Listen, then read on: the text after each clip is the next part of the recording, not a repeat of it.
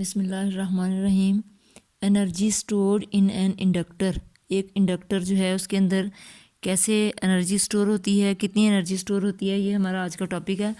तो स्टूडेंट्स आपको जो है वो इंडक्टर में बताऊंगी कि इंडक्टर जो है एक वायर होती है और उसको इस तरह उसके एन नंबर ऑफ़ टर्न्स होते हैं। ये देखें, ये हमारे पास एक इंडक्टर बन गया। ये देखें, इसके दो टर्मिनल्स, ये इसका एक टर्मिनल ये है और एक टर्मिनल ये है। और ये जो है वायर को मैंने लपेट के आपको दिखाया है कि इंडक्टर जो है इस तरह का होता है। अब ये क्या है कि हमने, क्योंकि कैपेसिटर में हमने पढ़ा था इंडक्टर, कैपेसिटर जब हमारे पास था, ये देखें कैपेसिटर की दो प्लेट्स थी, एक पॉजिटिवली चार्ज प्लेट और एक नेगेटिवली चार्ज प्लेट। और इसके अंदर ये देखें इलेक्ट्रिक फील्ड लाइंस पॉजिटिव से स्टार्ट होती हैं नेगेटिव की तरफ।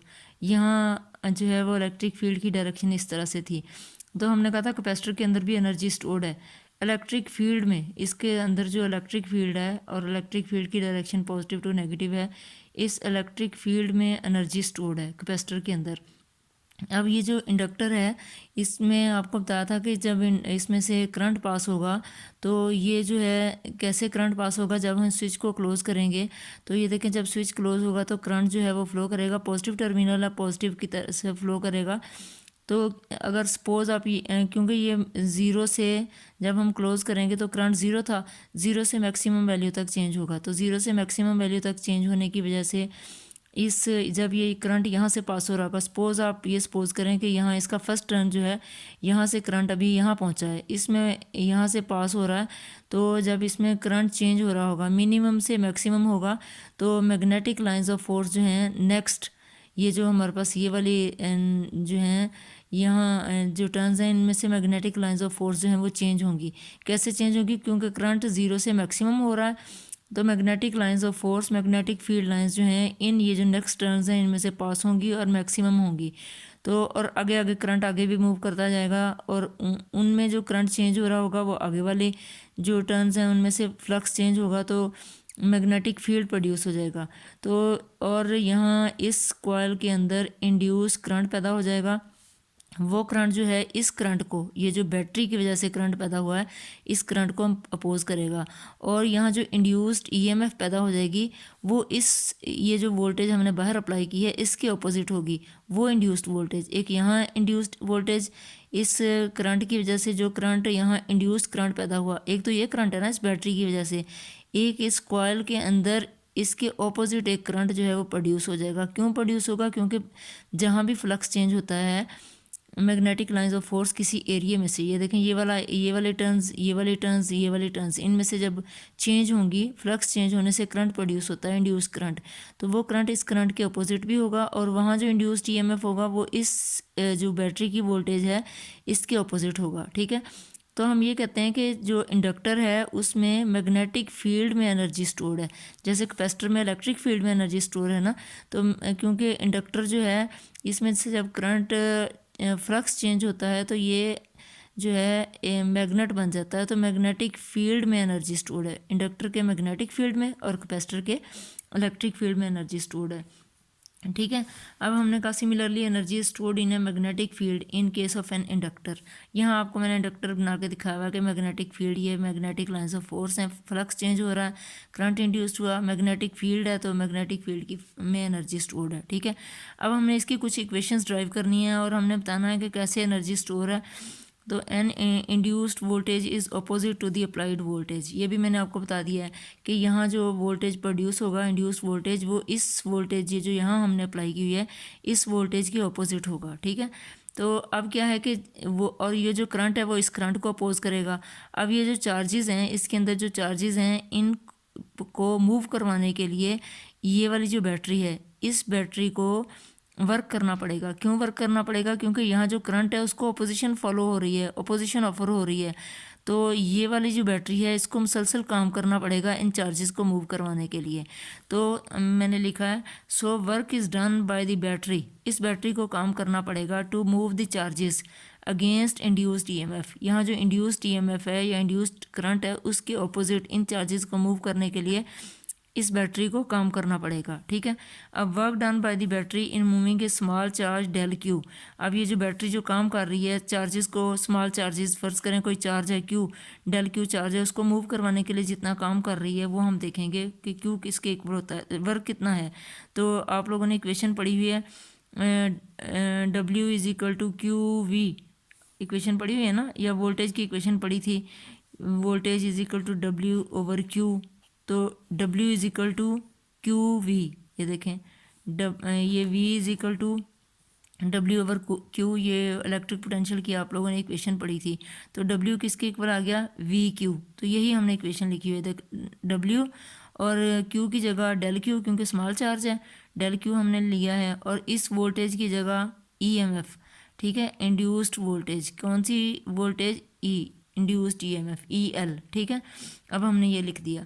आगे हम देखेंगे कि हमने अब इस इक्वेशन में ये EL, इसकी इक्वेशन भी ये जो है हमारे पास है electric EMF induced, self induced EMF, ये सेल्फ इंडक्शन है के केस में हमने सेल्फ इंड्यूस्ड EMF पढ़ी थी, ये उसकी वैल्यू है। तो ये हम लिखेंगे यहाँ, देखें हम EL इसके इक्वल है, इंड्यूस्ड EMF है ये असल में सेल्फ इंडक्शन के केस में, क्योंकि यहाँ एक ही कॉइल है, एक ही कॉइल है, ये देखें एक ही कॉइल है, एक ही कॉइल्स की वजह से यहाँ जो इंड्यूस्ड EMF पैदा हो रही है इसको हम कहते हैं सेल्फ इंडक्शन, जो अभी हमने टॉपिक पिछला पढ़ा था सेल्फ इंडक्शन। तो ये वही टॉपिक है। नेक्स्ट देखें, अब हमने कहा कि ये जो इंड्यूस्ड EMF है ये इसकी इक्वेशन हमने पढ़ी थी L del I divided by del T, पढ़ी थी ना ये इक्वेशन, बाय पुटिंग द वैल्यू। अब ये वाली वैल्यू जो है हमने उसी इक्वेशन में पुट कर देनी, जो अभी हमने W की इक्वेशन लिखी थी ना, डेल Q और EL, उसमें हम यहाँ इस EL की जगह ये वाली वैल्यू पुट करेंगे जो हमने सेल्फ इंडक्शन में निकाली थी। तो ये देखें ये वाली वैल्यू हम यहाँ पुट करेंगे, तो क्या आया डेल Q, और ये EL की जगह आया L del I divided by del T, ये हमने इक्वेशन लिख दी, ठीक है। अब हम इसको रीअरेंज कर लेते हैं, डेल Q की के साथ ये डेल T हम इधर ले जाएंगे, देखें del Q over del T और ये L डेल I। अब हमें ये पता चल गया कि ये del Q divided by del T ये क्या चीज़ है, ये है करंट। करंट क्या होता है, रेट ऑफ चेंज ऑफ जो है flow of charges per unit time is called current, flow of charges per unit time is called current. तो हमने ये देखें flow of charges per unit time, ये del Q divided by del T, इसको हमने कह दिया I, ठीक है। अब हम इसकी वैल्यू निकालेंगे, ये करंट है, तो यहाँ इंडक्टर के केस में एवरेज करंट हम लगाएंगे। एवरेज करंट की क्या वैल्यू है, देखें इनिशियली करंट जो था वो ज़ीरो था, जब अभी स्विच हमने क्लोज नहीं किया था करंट क्या था, ज़ीरो। जब करंट स्विच क्लोज कर दिया तो करंट मैक्सिमम I वैल्यू तक पहुँच गया। तो initial current plus initial value plus final value divided by 2, तो ये एवरेज करंट आ गया।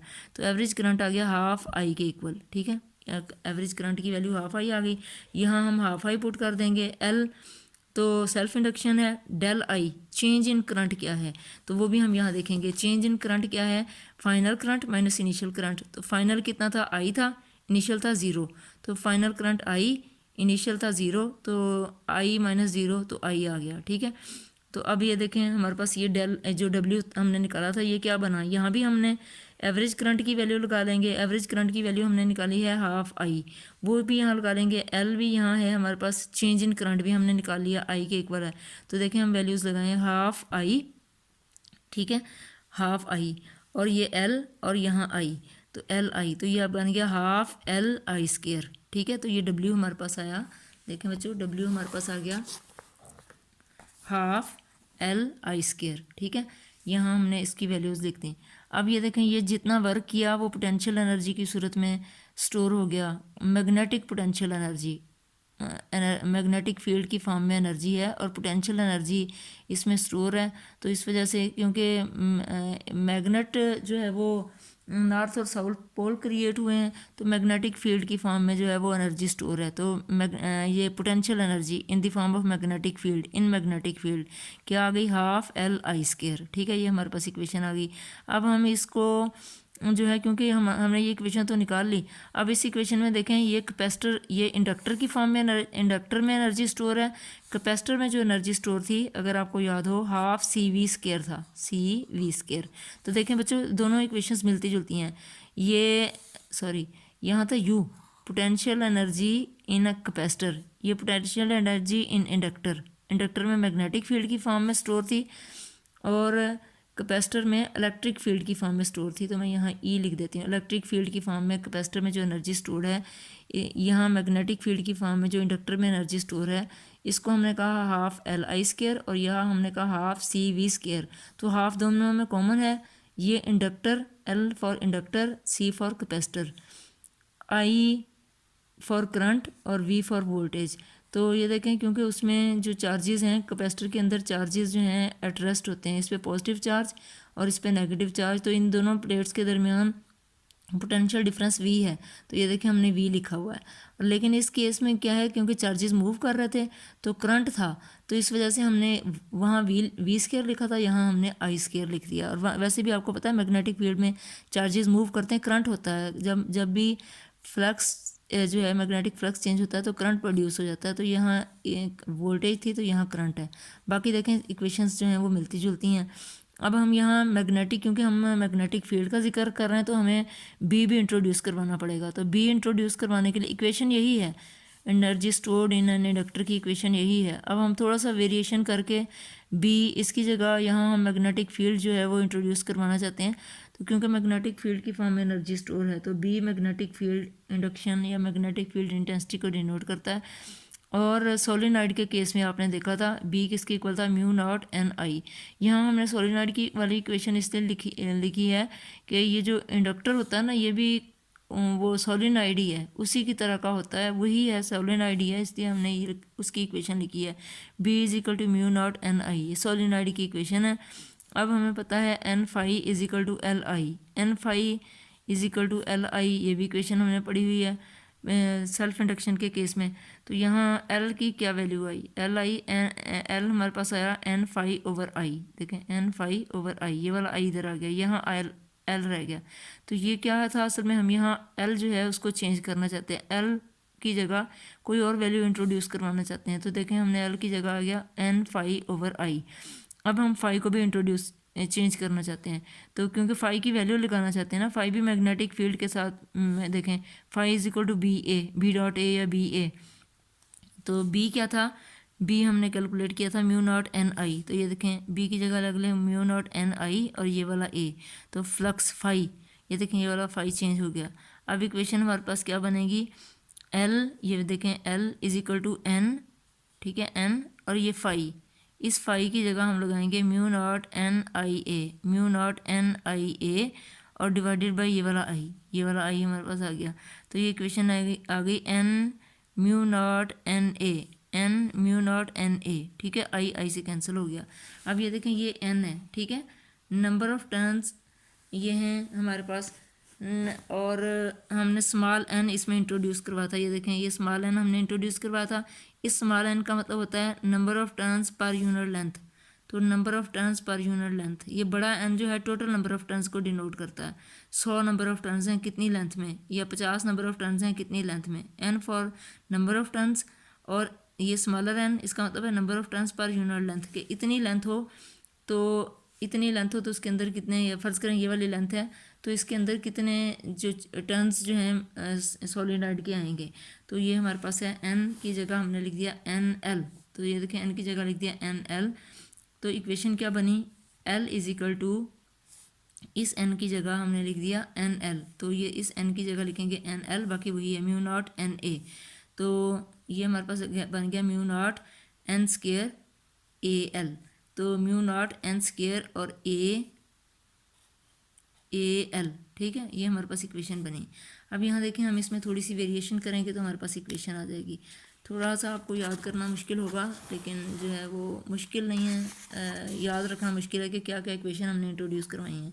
अब ये देखें वो इक्वेशन जो हमने potential energy in magnetic field हमने निकाली थी हाफ एल आई स्केयर।